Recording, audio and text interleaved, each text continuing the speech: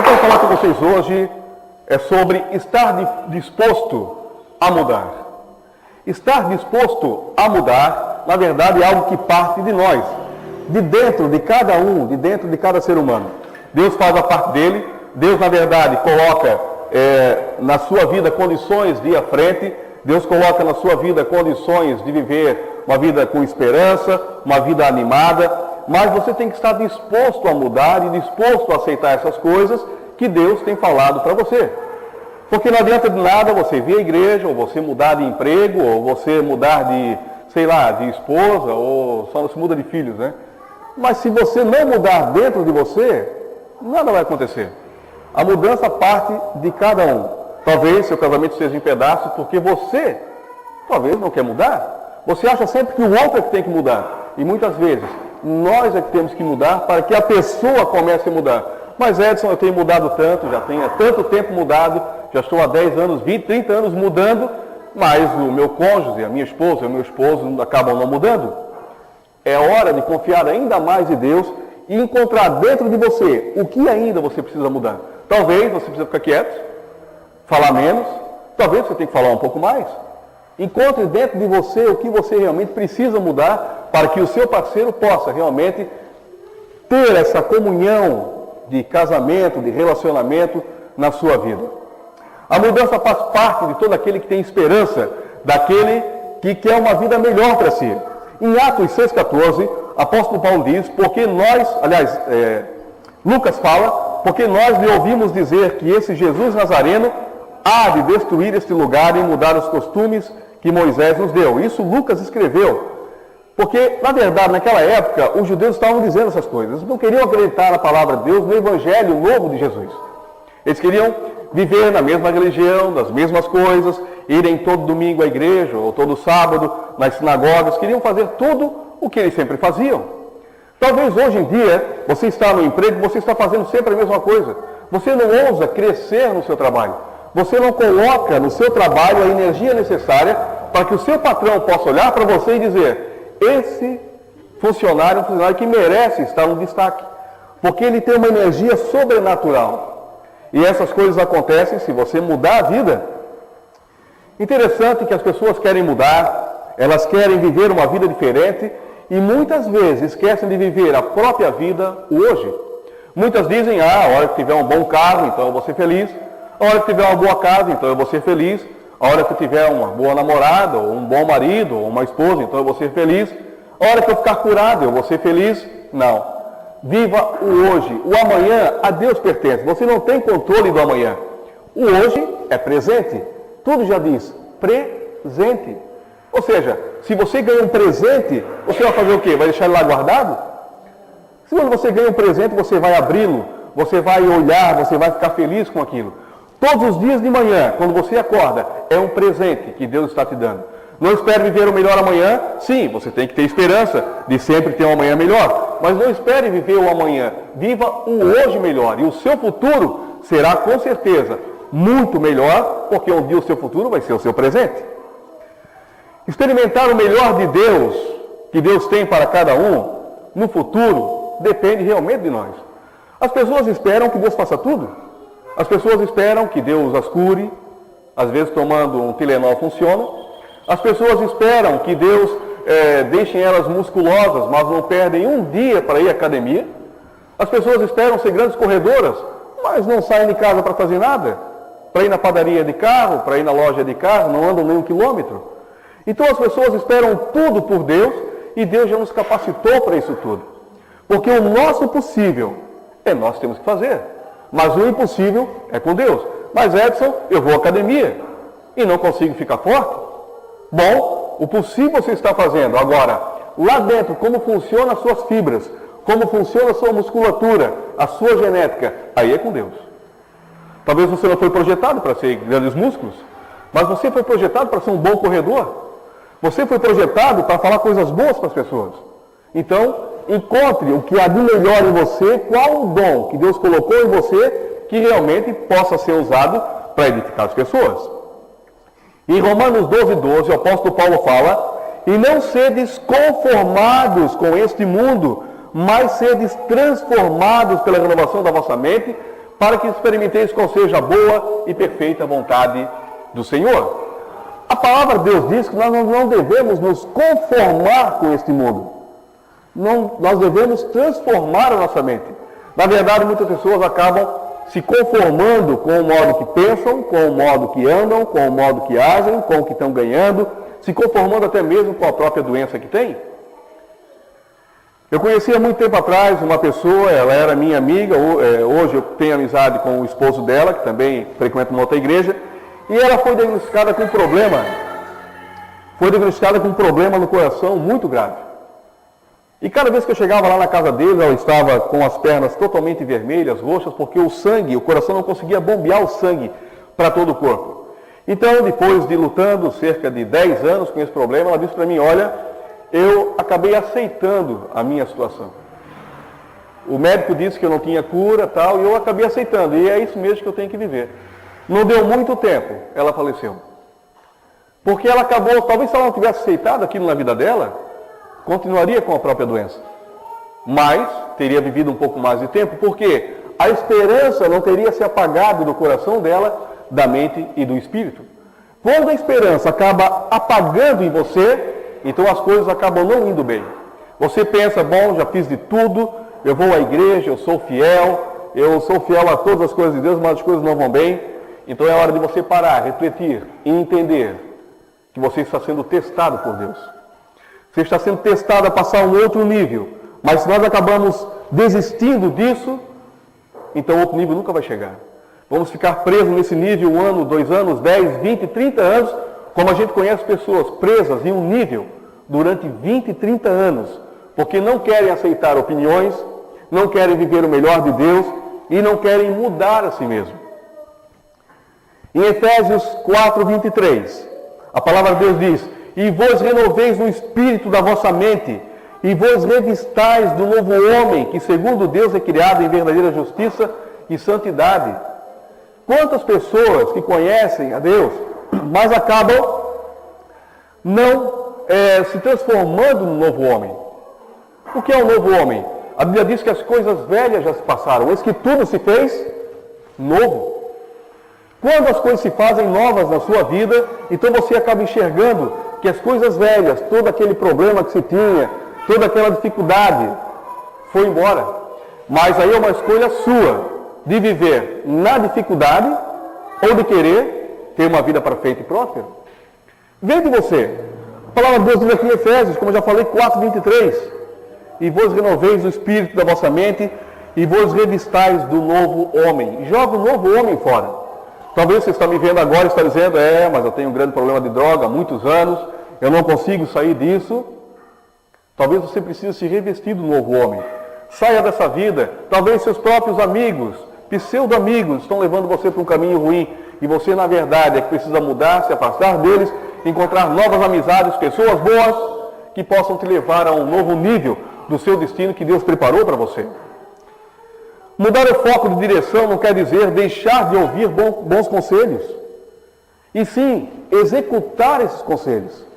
Muitas vezes você acha que mudar o foco na direção é abandonar tudo. Abandonar a igreja, abandonar os conselhos que você recebe, talvez da sua esposa, do seu esposo, do pastor, do padre, sei lá quem você segue.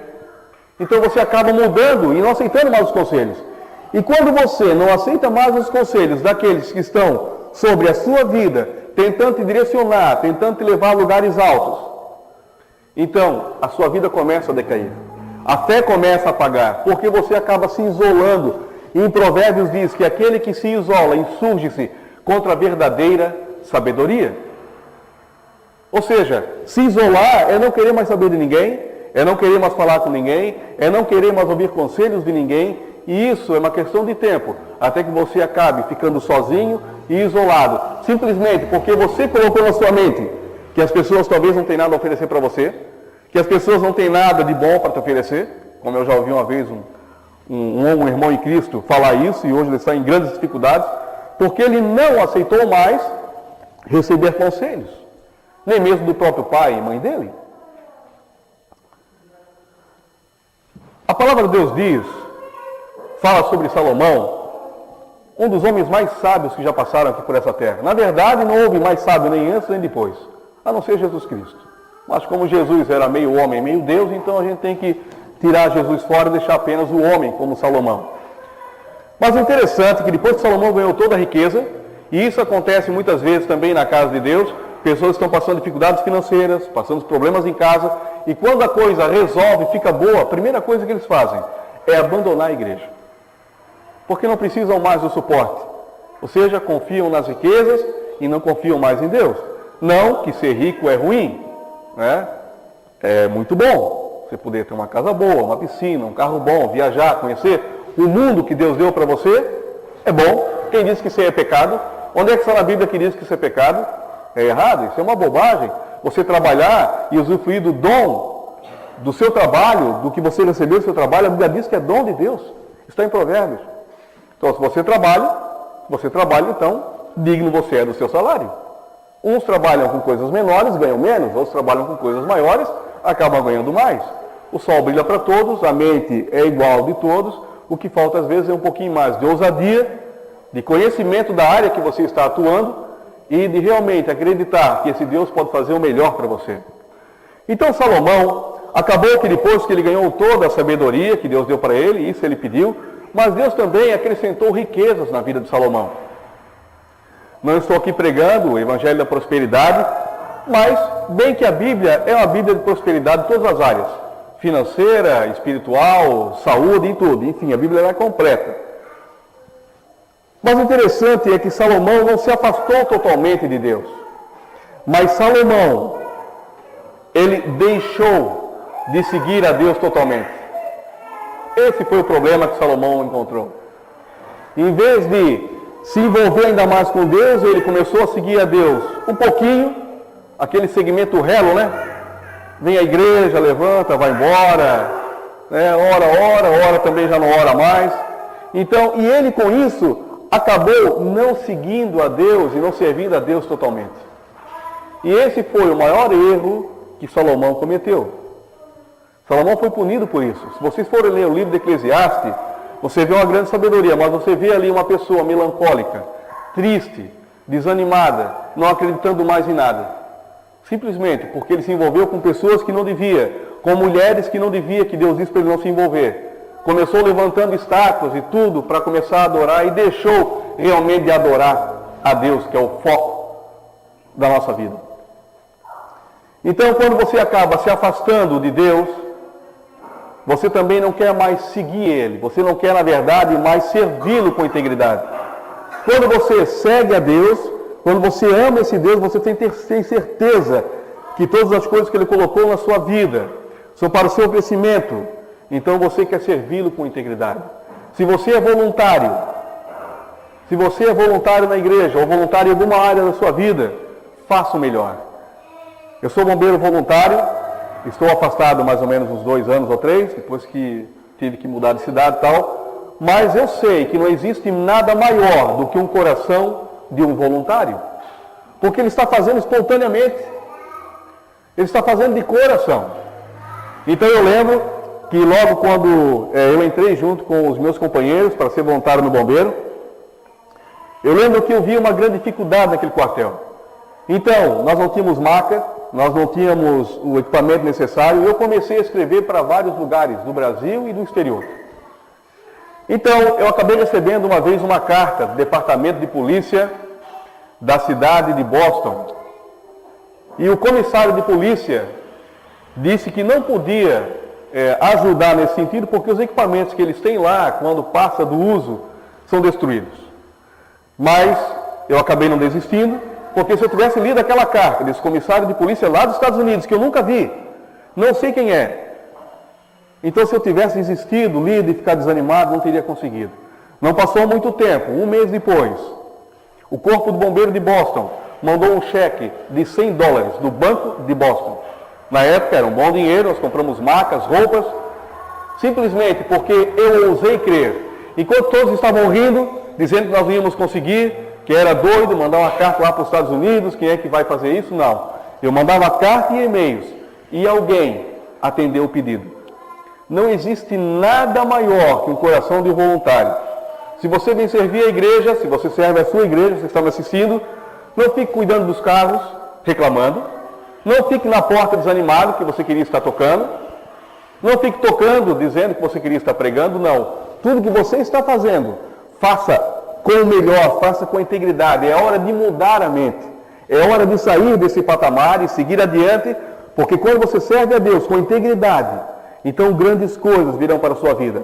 Eu sei que muitas pessoas devem estar ouvindo nesse momento, e você também deve estar dizendo, bom, isso aí é tudo conversa fiada, isso, na verdade, as coisas não acontecem.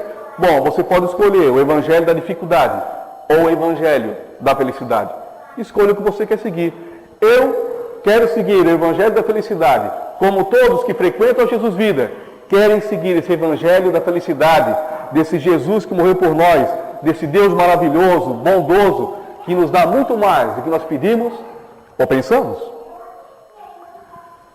Quando você muda o foco, quando você acaba não enxergando essas coisas, com certeza, talvez você não está disposto a mudar de vida.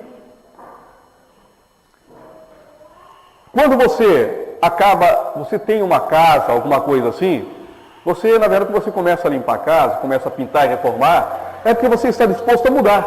Talvez mudar a pintura da casa, mudar os móveis dentro de casa, como as mulheres gostam de mudar a cozinha. Hoje está mais complicado, porque é tudo sob medida, né? Mas eu lembro que a minha mãe sempre mudava, a mesa para um lado, o armário para o outro, fazia grandes mudanças na casa, porque isso era como se fosse uma renovação. Quando a gente chegava em casa, olhava tudo mudado e se sentia bem. Né? Não era sempre aquela mesma visão da mesinha ali, a cadeira, tal. Não, era diferente.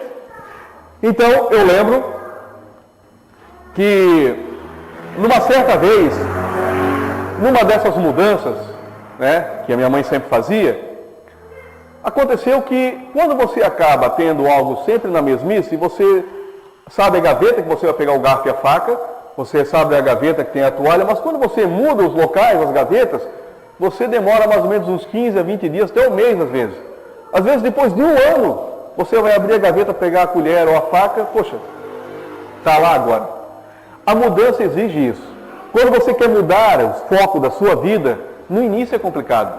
Você não sabe onde você está, você fica meio perdido nas coisas, mas quando você acaba se aperfeiçoando nessa mudança, então a coisa fica mais fácil. Em Provérbios 11:17, a palavra de Deus diz: o homem bom cuida bem de si mesmo, mas o cruel prejudica o seu corpo.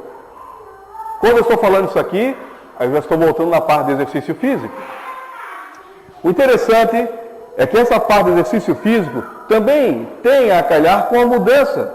Talvez você comece a levantar um peso hoje, amanhã chega a estar todo doído, dói a perna, dói o braço, dói a cabeça, dói as costas, o peito. Mas depois de um certo tempo, você vai ver que as dores não estão mais em você.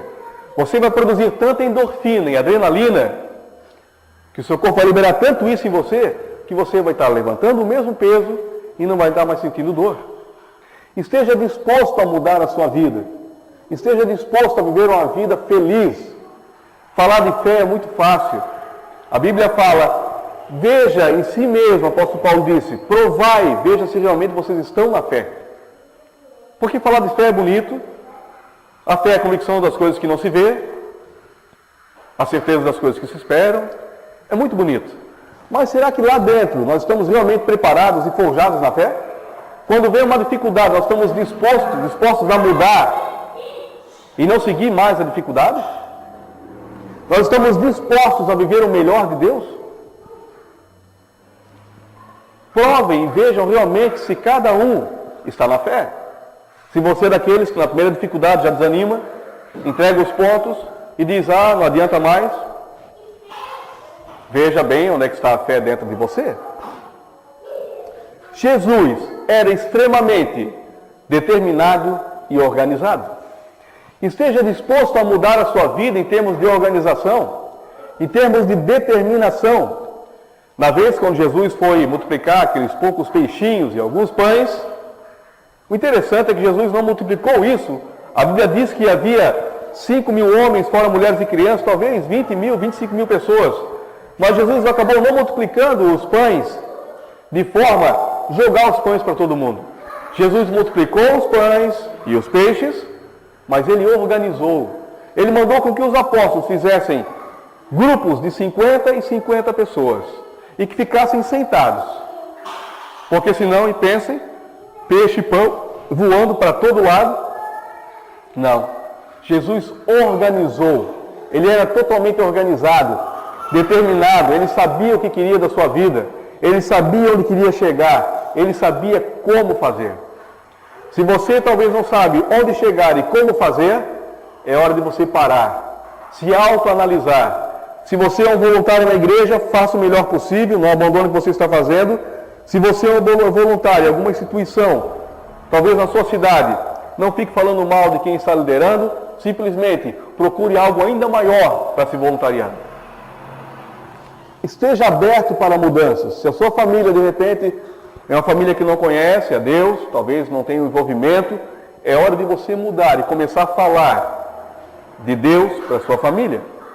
Devagarinho, com amor, não queira empurrar a Jesus de boca baixa.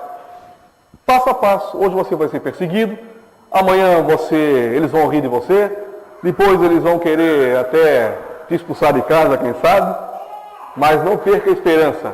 Ore por eles e Deus vai fazer grandes coisas na sua vida. Em João, no terceiro João, no capítulo 1, no versículo 2, a palavra de Deus diz: amado, desejo que te vá bem em todas as coisas e que tenhas saúde, assim como bem vai a tua alma. Deseje saúde para as pessoas, desejem que elas prosperem, desejem que elas sigam o melhor possível, desejem que elas sejam os melhores voluntários possíveis da igreja que você congrega, deseje com que elas participem de algum grupo que possa estudar realmente a Bíblia, desejem que a sua família seja feliz, desejem que até os seus inimigos sejam felizes. Como diz o apóstolo Paulo, abençoai e não amaldiçoeis. Pelo contrário, se o seu inimigo tiver fome, dá-lhe de comer, se tiver sede, dá-lhe de beber, porque fazendo isso, você amontoará brasas vivas sobre as suas cabeças. Isso é o que diz o apóstolo Paulo. Lembre-se disso. Seja o melhor possível, o melhor que você pode ser, da melhor maneira, dentro da sua capacidade, e você verá grandes coisas acontecerem na sua vida. É uma questão de tempo. Quem criança falador, diga amém. Aplauda Jesus.